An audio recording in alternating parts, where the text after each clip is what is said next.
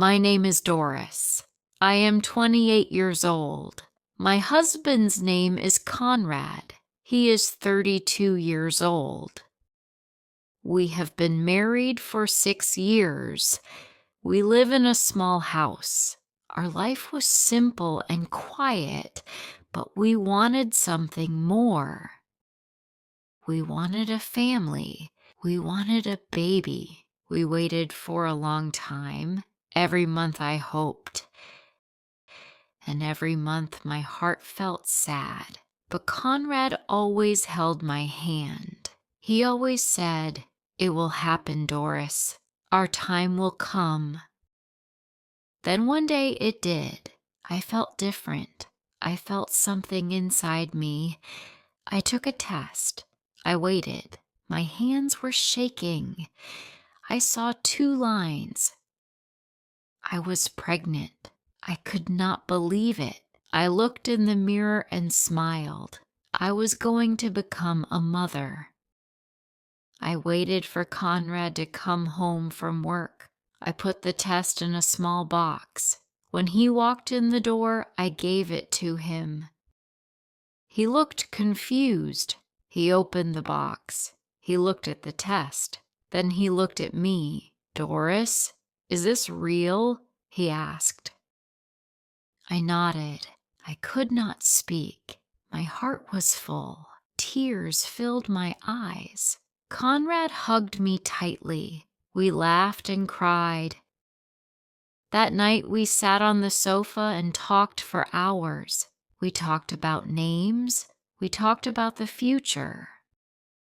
We were so happy. The next few weeks I felt a new kind of love. A love for someone I had never met. I talked to my baby all the time. I would put my hand on my belly and say, "Hello, my love. I am your mommy, your daddy, and I love you so much." Conrad would come and put his hand next to mine. We told our parents. My mother cried. She hugged me and said, "You will be a wonderful mother, Doris." Everyone was happy for us. We had a small room in our house. My husband and I decided to make it our baby's room. We painted the room. We bought a white rug. We bought a beautiful yellow cradle. The room was ready. It was waiting. The weeks passed. My belly grew. I could feel the baby move. Conrad would press his ear to my stomach. He would wait. Then he would smile. I felt it. He would say, "I felt our baby." We went to the doctor for our checkups. The doctor listened to the baby's heartbeat. The doctor smiled and said, "Your baby is very healthy." We were so relieved. Our next appointment was a special one. We were going to see if it was a boy or a girl. We did not care. We just wanted to see our child. I was so happy. I could not sleep the night before. We went to the doctor's office. I lay down on the table. Conrad held my hand.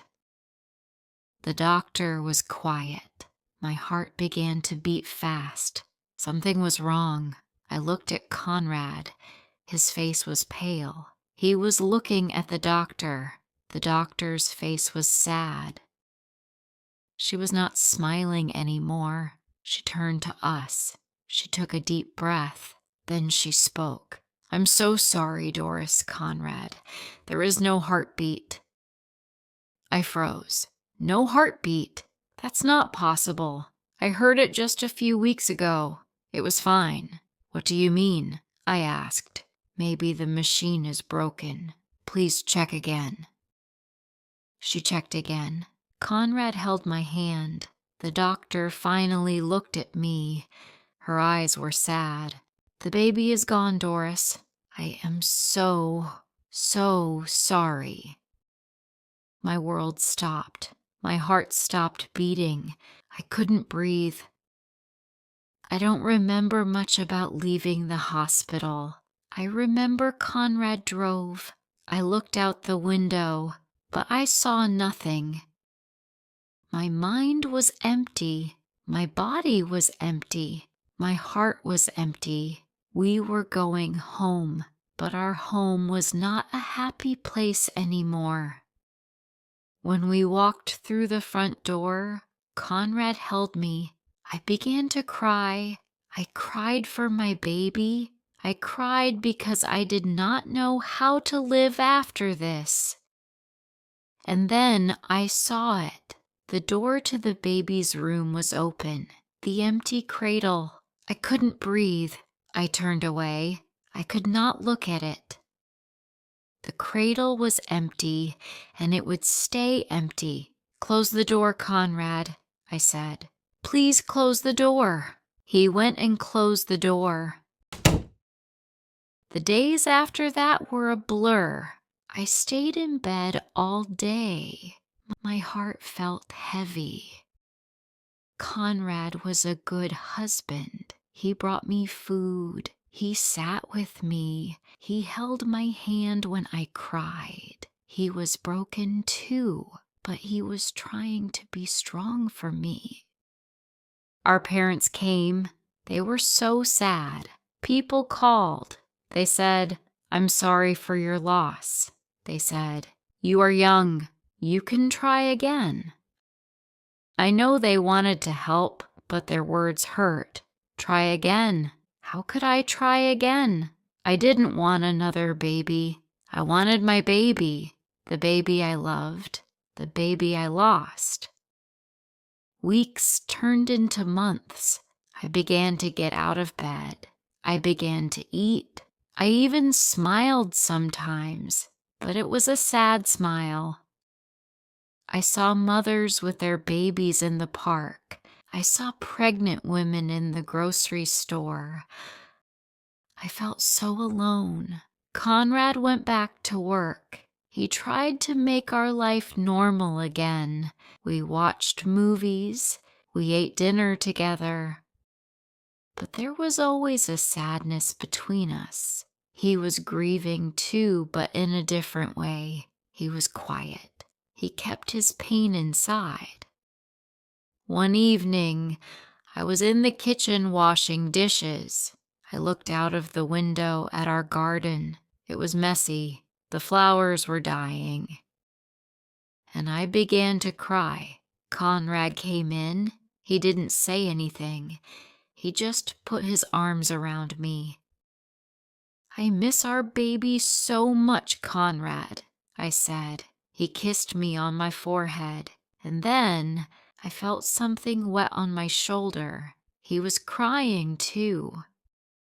We stood there for a long time, holding each other and crying, and in that moment, I no longer felt alone. We were broken, but we were broken together. That night, we talked. We really talked for the first time in months. We talked about our baby. We gave her a name. We called her Daisy. One evening, I said to Conrad, "I think I'm ready." He looked at me. "Ready for what?" he asked. "The baby's room," I said. "I think it's time to open the door." We walked to the closed door together. My heart was beating fast. I was scared, but I was not alone. Conrad was with me. He opened the door. My eyes went to the cradle, the empty cradle. I thought about our baby, Daisy, who never got to sleep here. Tears filled my eyes. We stood in the room for a long time. We didn't know what to do. Should we sell everything? Then I had an idea. "What if we give it away?" I said. Conrad looked at me. "Give it away?" he asked. "Yes," I said. "All of it. The cradle, the clothes, the toys. What if we give them to a family who needs them? A family who is waiting for their baby? Conrad was quiet for a moment. Then he smiled and said, "That's a wonderful idea, Doris." And that's what we did. It was not easy. We found a charity that helped mothers who didn't have much money. The woman who ran the charity was so grateful. She said, "You have no idea how much this will help someone." The cradle was left. We decided to give it to a young couple we knew from Conrad's work. They were expecting their first baby. They were very happy, but also very worried about money. We took the cradle to their small apartment. The young woman's eyes filled with tears when she saw it. "It's beautiful," she said. "We could never afford something like this. Life is different now. Maybe one day our house will be full with the sound of children. Maybe it won't. But I know that we will be okay. Conrad and I are stronger together. Our love is deeper. Our loss did not break us." If you are going through a hard time, please remember this. It is okay to be sad. It is okay to cry. It is okay to heal slowly. Your heart is stronger than you think. You can find the sunshine again. You just have to keep going, one day at a time. If you liked this story, please like, comment, share, and subscribe.